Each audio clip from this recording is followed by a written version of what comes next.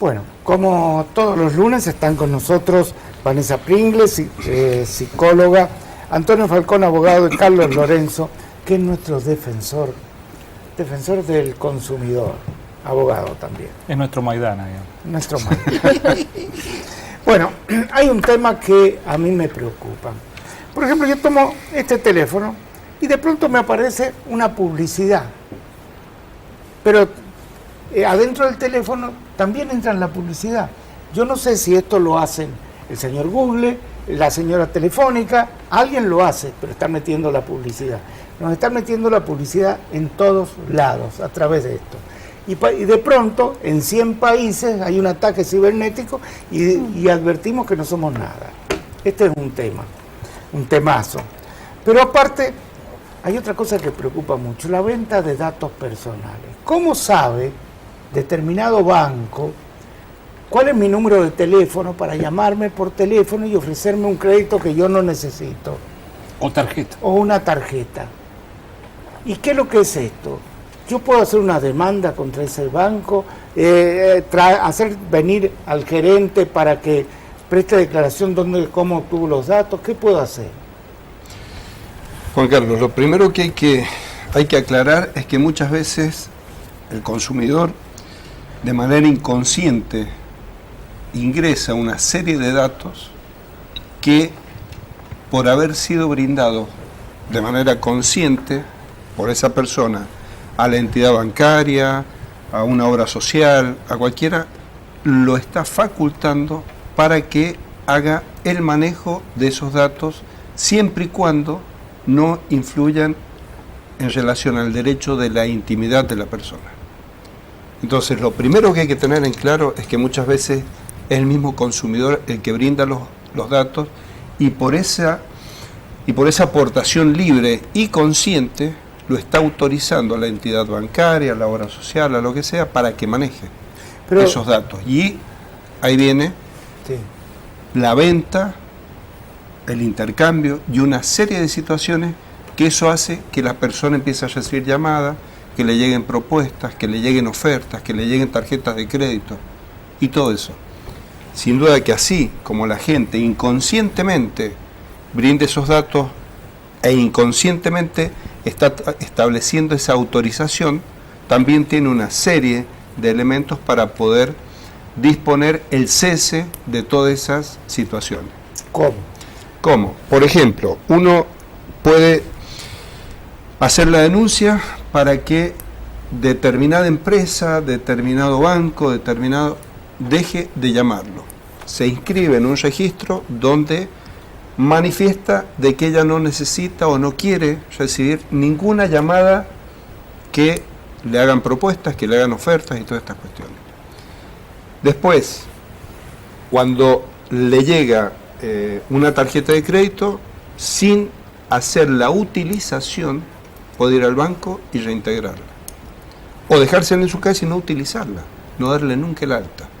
Que esta por ahí suele ser el error que por ahí comete la persona, porque recibe una tarjeta, la deja ahí en algún momento que necesita, va y la utiliza y ahí se habilita todo un mecanismo para que esa persona ya quede vinculada. O sea que si yo no utilizo la tarjeta que me manden, aun cuando lleve 10 años con la misma tarjeta, no genera ningún gasto. No genera. Sí. Yo estoy en Veraz por culpa de eso. Bueno, me apareció en Veraz con una, puedo dar hasta el nombre del banco. Sí, sí. Me mandó la tarjeta, no la usé nunca. Bien. Nunca. Es más, voy al Veraz, lo que estoy debiendo son 58 pesos. ¿Te mandan al Veraz? Me mandan al Veraz por no haber pagado mantenimiento, nunca la quise usar. ¿Y qué se hace en esa situación? En el caso yo puntualmente, armé un lío importante en el banco. ¿Qué banco era? HBSC. Está bien. Pero te cuento una cosa que pasa. Yo también digo Banco Superville. No. Sucursal San Luis y Tucumán. Teniendo todos los fondos en el banco te cobran el mínimo y a partir de ahí te van agregando cosas. Sí. Uno va, paga todo porque no quiero saber más nada. Después que siguen llegando. Entonces, mire, yo quiero, ¿cómo puedo hacer? Tiene que dar un número. No tengo el papelito en el bolsillo, firmado por ellos. Mire, acá está. El papelito donde me dan el número de teléfono, hablo allá y me dice, mire, nosotros somos de la tarjeta, pero es el banco el que Claro. lo cobra. Sí, sí. Bueno, quiero hablar con el gerente, no está el gerente.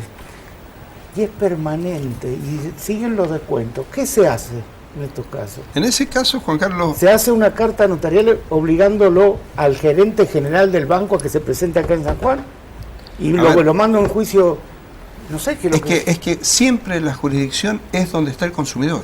Es decir, ellos tienen que venir a litigar a la provincia de San Juan. Se puede hacer la denuncia en defensa del consumidor o se puede hacer directamente una acción judicial. En el caso de lo que comenta... Pero ¿sabés lo que es grave?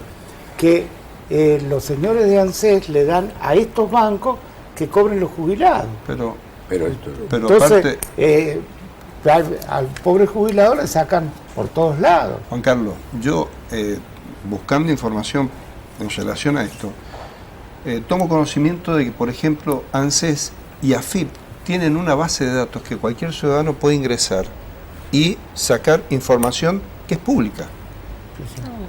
¿No? sí, pero es público. Entonces, esa situación, uno no tiene conocimientos y por ahí hay gente que se dedica, hay empresas que se dedican a generar esta cartera de clientes y se la venden a una empresa para que hagan llamadas, para todas estas cuestiones. Ahora, ¿por qué a veces te dicen, para su beneficio estamos grabando la conversación? Bueno, si esto está grabado, tienen que tener registros guardados. Bueno, esto ya hay sentencias judiciales donde manifiestan, eso técnicamente sería prueba en poder de la demandada. Cuando uno inicia una acción judicial, puede requerir de que se acompañe o la filmación, por ejemplo, de un cajero. Yo tuve un caso donde se hace un reclamo por un cheque que no ingresa, se ofrece la filmación de los cajeros, el banco no la aporta y en relación a eso el juez entiende de que es una prueba que la parte demandada la está retaseando y por lo tanto corre una presunción en contra de esa empresa. Con el caso de la grabación, en el caso de la llamada, sucede exactamente lo mismo. ¿Por qué? Porque ellos dicen, esta conversación puede estar siendo grabada. Sí. El puede queda en suspenso porque si a ellos les conviene aparece la grabación y si no les conviene no aparece. Ahora, ¿yo también puedo grabar? Sí, sin duda. Lo que pasa es que la grabación, si no tiene un respaldo notarial, es generalmente impugnada y carece. Se tiene que hacer toda una serie. Pero en ese caso, Juan Carlos, lo que hay que hacer es obligarle a la empresa a que traiga la grabación. Y si no la trae, que corra una presunción en contra de la entidad bancaria, la entidad, lo que sea. Bueno, Hay que agregar las el otro sanciones tema, de BCRA, del Banco Central. Sí, sin duda. En el caso de que sea una entidad bancaria. cuando Sí. te llaman por teléfono, depende también de cada uno. Yo normalmente les cuelgo o dejo el teléfono así para que al menos gasten en la llamada. Pero el tema está que te hacen asumir compromisos y sí valen para ello el subcompromiso que vos has asumido telefónicamente. Por ejemplo, a una señora le dicen, mire, ¿le gustaría ganar una plancha? Y la señora dice, sí, deme su número de documento y va a ganar la plancha. Y después le explica, señora, si usted conteste en utilizar tal servicio, va a participar del sorteo por la plancha. Ah, gracias. Ya está afiliada la señora. Si en ese caso, Juan Carlos, es decir, cuando hay operaciones comerciales a distancia, como puede ser por internet, telefónica y todas estas aristas que se han abierto en relación a los nuevos medios del desarrollo comercial, hay una amplitud de normativa en respaldo al consumidor.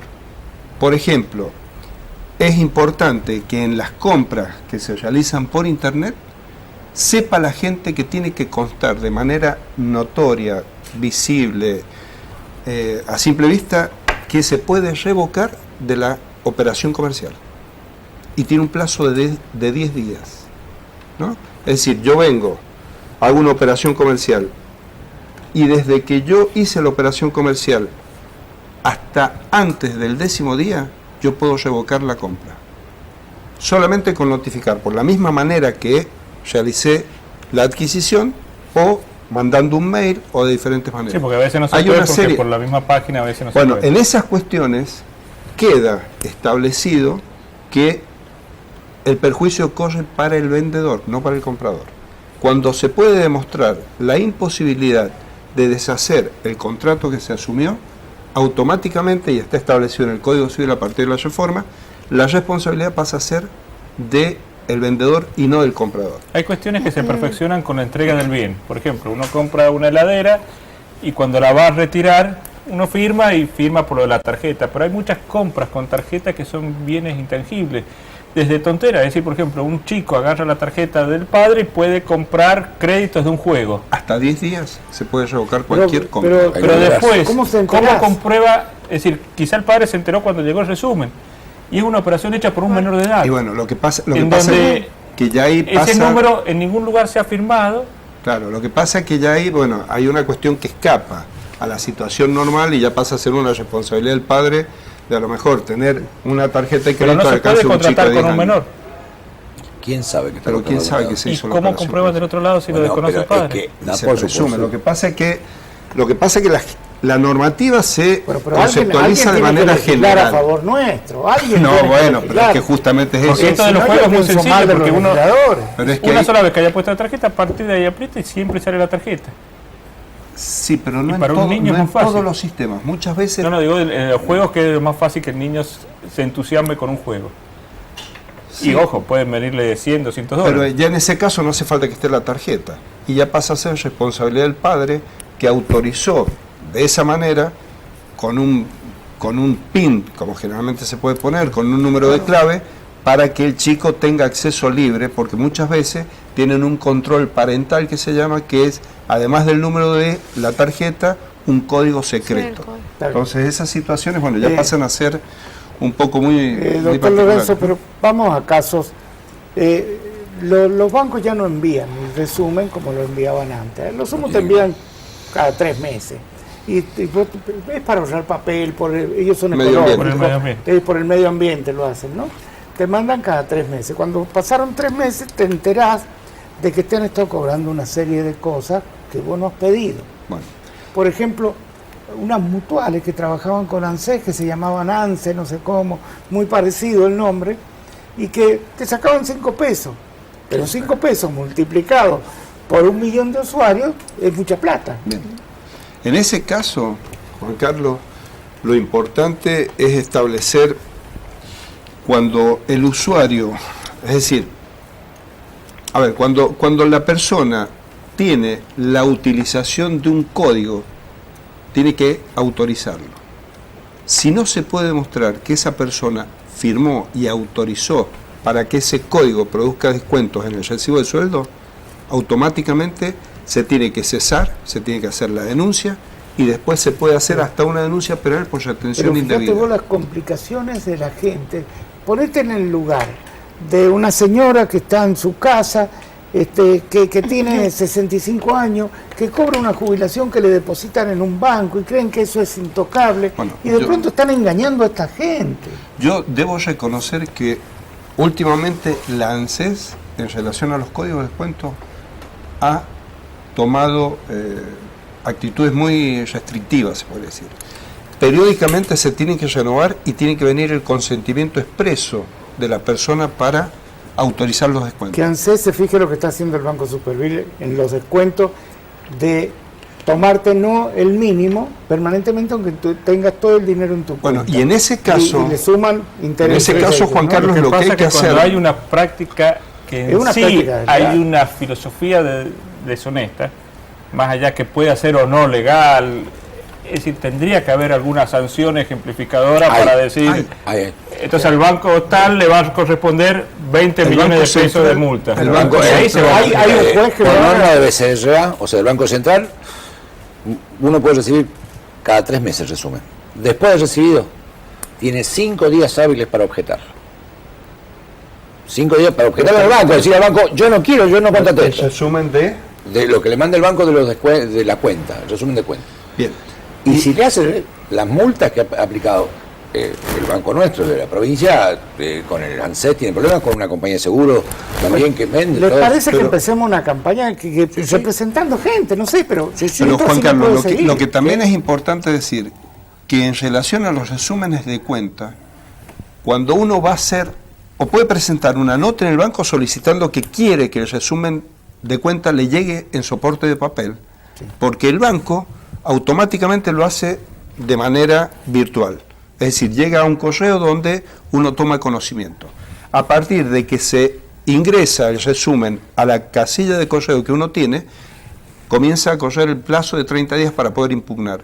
Pero si la gente no quiere, porque es gente generalmente de edad mayor, que se les complica toda esta parte de la virtualidad, puede pedir mediante una nota con acuse de recibo de que los recibos los resúmenes de tarjeta le sean arrimados en soporte de papel al domicilio que dice. Y el banco está obligado a hacerlo. Te explico esto. Paralelamente, hoy cualquier cuentapropista, que es el caso de miles de jubilados, tiene que hacer declaración de impuestos y tiene que ver cuánto cobró y de dónde lo saca, de la computadora. Lo lógico es que le llegue el resumen de papel con membrete del banco. Sí.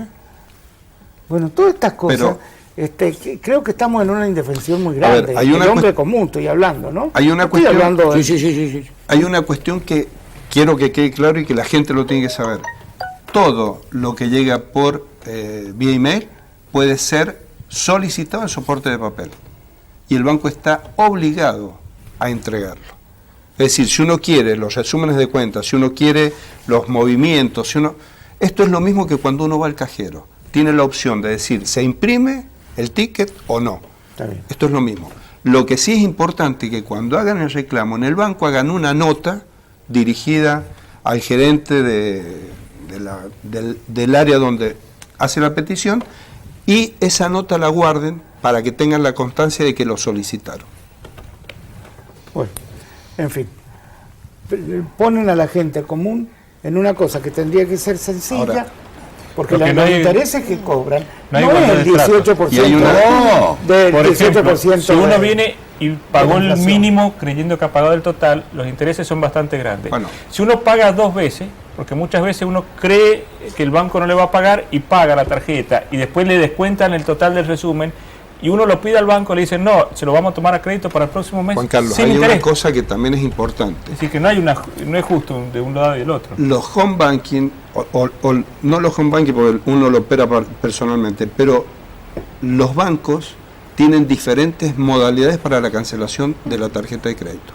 Lo importante es que la persona presente una nota para tener el respaldo donde solicita de que se debite de su cuenta el total del resumen de cuentas. Pero no tendría que ser al revés. Si yo creo que me cobren el mínimo, yo tengo que hacer la gestión. No, bueno, estoy pidiendo yo que me cobren el mínimo. Pero justamente, pero no, lo lógico Carlos, eso lo hace el banco porque es la manera donde ellos pueden generar una ganancia, ¿no? Pero es un tema que habría que plantearlo. Primero en defensa del consumidor. Y lo otro que yo quisiera es que ni siquiera hay gerente, hay encargados de sucursales. Sí, que no pueden salirse de una estructura. Pero hay que ver si acá uno presenta un juicio, no sé si civil o penal, y se le obliga a venir al presidente de ese banco. Sí. Ahí se termina el problema, ¿no?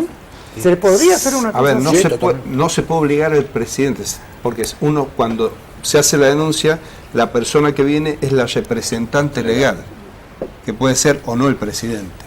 Entonces, lo obligatorio es que venga la persona que tiene la representación legal para representar esa empresa, por ejemplo, en la prueba confesional, que es la prueba donde se tiene que hacer la posición para que absuelva el representante. Vamos con los otros temas. Habló de prueba confesional. Yo quería hablar con el doctor Nito Falcón, sobre el secreto de confesión y los secretos profesionales. Son cosas distintas, pero vamos no a casos comunes. Yo creo que el secreto de confesión, mire, mentí, o estuve con mi novia, o eso son cosas que debe guardarlo tanto el sacerdote como quien ejerce una profesión. Pero si alguien recibe, mire, yo violo a mi hija, a mi hijo, o algo así, ¿hasta dónde llega ese secreto que me obliga a no decir? ¿De confesión? De confesión y de secreto profesional. Bueno, vamos a hablar primero de una cuestión de norma de derecho canónico, o sea que no tiene nada que ver con los códigos nuestros. El derecho canónico dice que el vigilo o el secreto confesional es absoluto. Sí. Santo Tomás decía que el sacerdote lo recibe no como hombre, sino como representante de Dios. Por lo tanto, no puede ni siquiera hablar con el mismo pecador fuera de la confesión sobre el pecado y abarca no solo los pecados veniales, sino los pecados mortales también. O sea, y no puede de ninguna manera, esto es cuestión que tiene que pedir autorización papal, no. Y es respetado a partir de que nosotros tenemos el Pacto de Derechos Humanos, este secreto como, el secreto es todo aquello que tomamos conocimiento en virtud de nuestra profesión o actividad. Y es un secreto que en este caso sería el secreto prometido. Usted viene a decírmelo a mí porque yo ya tengo promesa de que voy a guardar silencio de lo que usted me dice. ¿Está bien? Y esto es lo mismo que basa también a las profesiones. Solamente que en el caso profesional y en caso de que el cura venga y diga, no, mire, a mí me dijeron que iba a matar a tal persona o que he matado a tal persona, la sanción acá es de derecho canónico. Y es una sanción gravísima dentro de la Iglesia. Pero desde el 153 en el capítulo 3 del Código Penal habla de los secretos. Lo que hablábamos recién de las listas, estos son secretos financieros. Está el secreto fiscal, que cada día hay menos secreto fiscal, pero que están obligados. Y quien la comercializa, no teniendo autorización, comete un delito que tiene hasta 3 años de prisión. Y en el secreto profesional, vamos a citarnos, ya que está Vanessa, el secreto del psicólogo, que como les gusta hablar más que de la medicina, los psicólogos hablan con las telas del alma y por lo tanto pueden tomar conocimientos, dice que si el psicólogo o el abogado diera a conocer lo que conoció en secreto profesional, solamente lo puede hacer para evitar la sanción si hay causa justificada. Y esto lo juzga el profesional. Porque la base de esta profesión y de todas las profesiones es el secreto. Es el secreto. Por eso he hablado de un caso particular. Es decir, cuando hay un interés superior. Sí, que es un niño que está siendo abusado y va a seguir siendo abusado por esa persona. El problema es que es un derecho. Es decir, que el derecho Y el derecho no es una obligación. Al ser un derecho, ¿lo puedo ejercer yo como titular de derecho? No. O sea, yo le puedo ir a contar a la policía. Está el caso Tarasov, que se habla mucho en psicología, justamente, de un abuso sexual. Y que fue el psicólogo. Y lo contó. Y no pasó. Y tuvo la demanda. Y luego, que perdió la demanda, fue y la mataron. Fue así. Pero este es el problema de los secretos.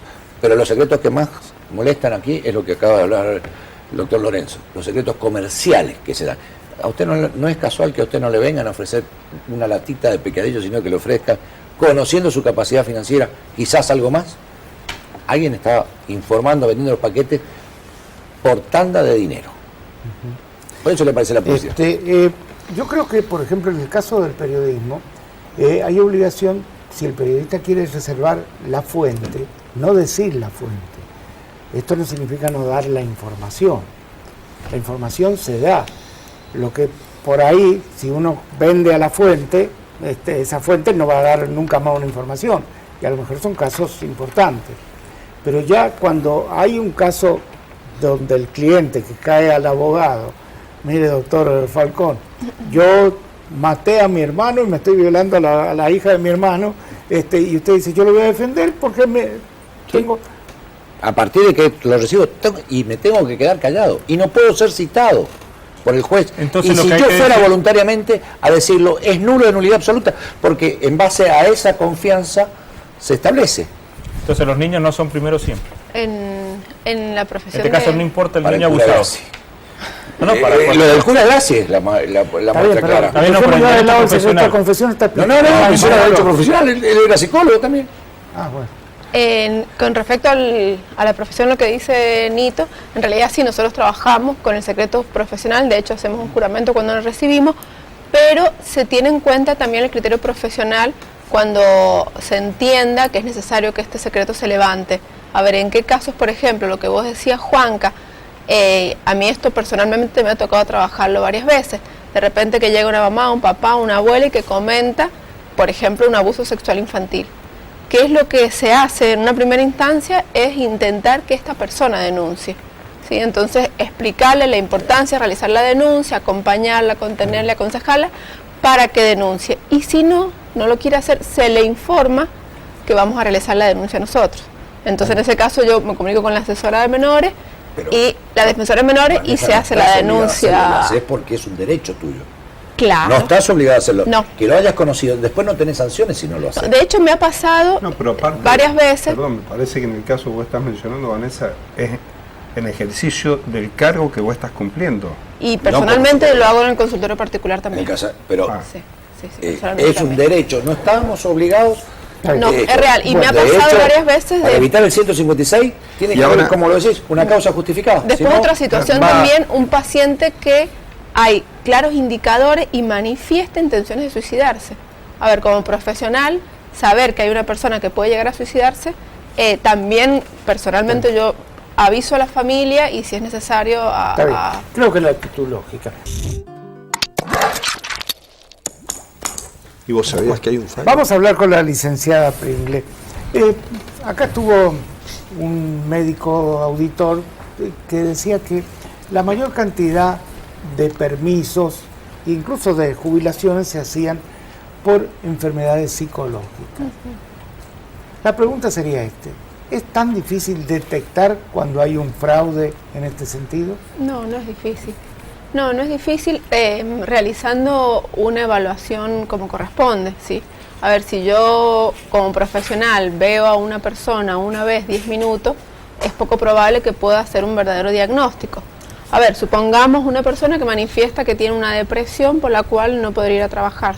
Sí. Entonces, ¿qué es lo que se nos pide a nosotros los psicólogos? A esta persona verlo mínimamente 4 veces, ¿sí? Se entiende que viéndola menos de 4 veces, estamos hablando 4 veces, una sesión que dura 40 minutos, no se puede hacer un psicodiagnóstico, porque no es solamente el relato de la entrevista, sino también hay un montón de técnicas y de test que cada uno está destinado a distintos fines. Entonces, además de la entrevista y una evaluación profunda, tomando los indicadores comunes de cada uno de estos, podemos acceder a un diagnóstico de la persona. Entonces, esto de que una persona puede fingir, no es así. Yo hablaría que hay un profesional poco serio que hizo una evaluación. ¿Y cuál es la responsabilidad de ese profesional que firmó para que esa persona pudiera acogerse a algún beneficio? ¿Una jubilación o no trabajar?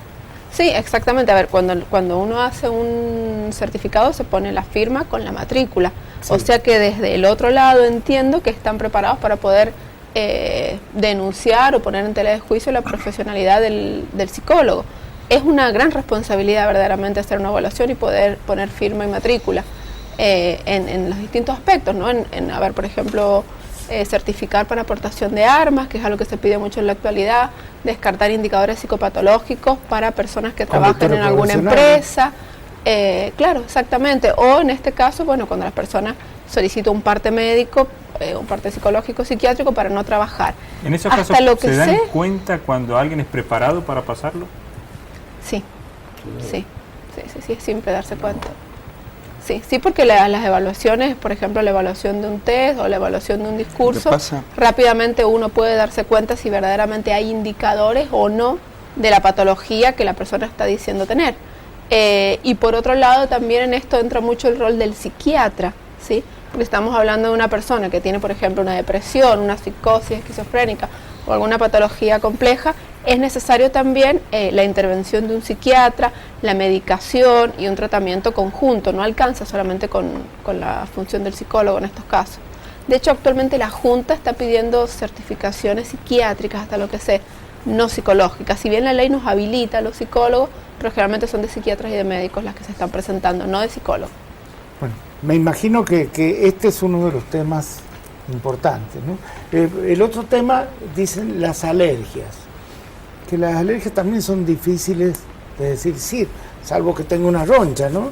Pero a lo mejor adjudica una alergia a la tiza y ya no, pero aparte, y ahí Juan Carlos viene un problema que es complejo, porque una vez que el médico del trabajador extiende un certificado y el médico de la empresa extiende otro, se produce un conflicto en esa situación. Y ahí la solución viene derivada de un organismo neutral, que en el caso de lo que mencionaba Vanessa, suele ser un servicio de salud de psiquiatría de un hospital público, donde esa es la persona que dirime el conflicto. Pero Y las después- dos partes están obligadas a presentarse. ¿eh? ¿Y qué pasa si se le da la razón a una y no a la otra parte? El profesional que intervino. Hay diferentes ¿Le quitan la matrícula? ¿qué es lo No, que le no, hacen? no, no, no, porque son opinable a cuestiones veces. apreciables. Es decir, uno puede tener un criterio estamos y hablando otro. de una ciencia, Son no cuestiones, es sí, ciencia. pero no son ciencias exactas. Entonces, desde el momento que se pueden opinar, se pueden solucionar de diferentes maneras. Lo que sí es conveniente dejar aclarado ahí, que una parte de la jurisprudencia entiende que ante igualdad de situación se le debe dar prioridad al médico que está atendiendo al trabajador porque es el que tiene más conocimiento de la patología.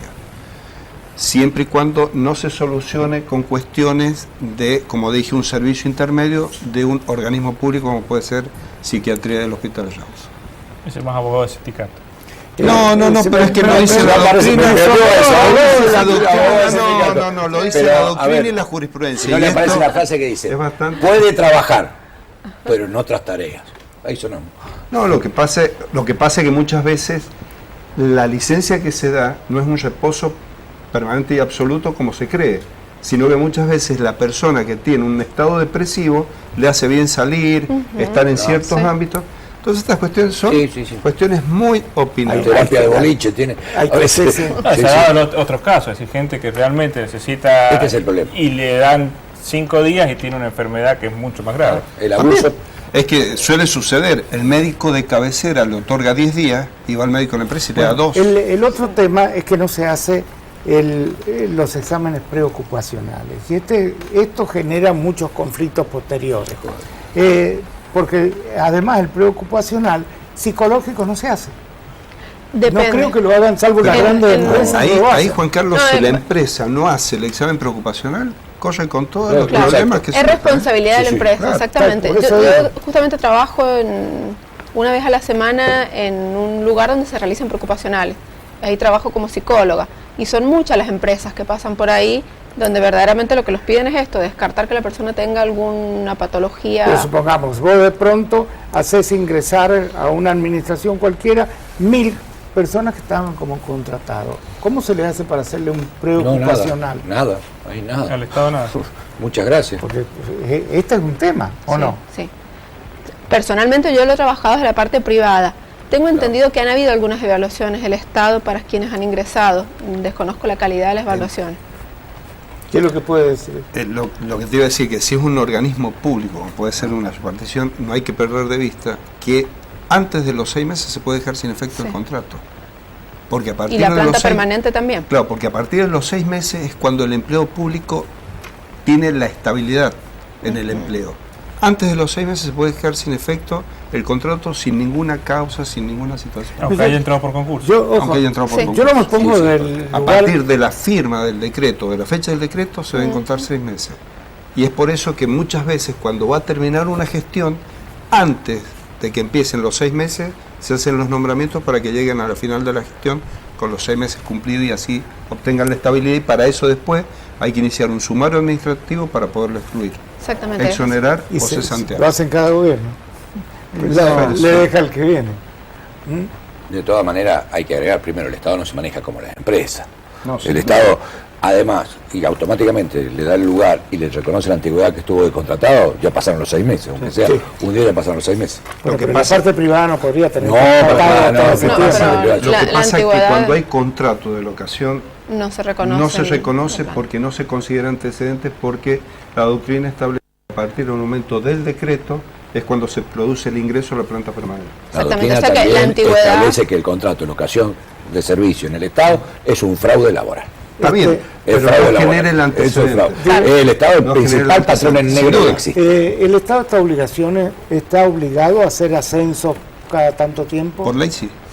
Pero Por ley tampoco se hay todo- cumple. hay todo un hay proceso. trabajadores que llevan 20 años y no se Hay le hace todo el un ascenso. proceso legal Sí. que establece cómo se deben ascender, cómo se deben cubrir las vacantes y todas estas cuestiones. Está todo en la Muchas ley de veces administración pública. Generan, claro, se generan suspensiones de esas normativas, entonces va transcurriendo el tiempo. Ahora están enojados. Mucho tiempo en el por la Poder emergencia Judicial, El gremio económica. judicial está enojado porque dice que se ha hecho toda una acordada de la Corte para que ascienda la hija de un cortista, que dice que es muy capaz, pero que ya lleva 2 ascensos en menos de un año y los demás. Sí, esto es lo que está en el Face en todos lados. Y se publicó en Tiempo de San Juan. El tiempo de San Juan lo puso, con nombre y apellido.